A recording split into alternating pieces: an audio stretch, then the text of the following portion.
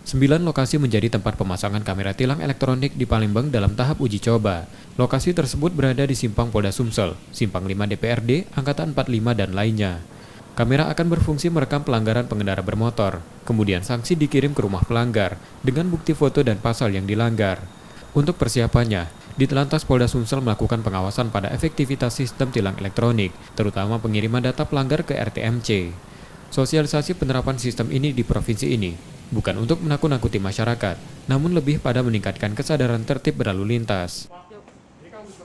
9 titik itu memang dalam satu rencana yang ditawarkan oleh penyedia itu 9 kamera, bukan 9 titik.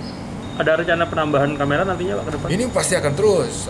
Ini akan berefek juga kepada ketaatan dari wajib pajak, ya. Wajib pajak dia akan taat bayar pajak tiap tahunnya karena di situ akan terdeteksi juga masalah keabsahan STNK yang tiap tahun harus disahkan. Nah, ketika dia melakukan itu tentu dia akan bayar pajak.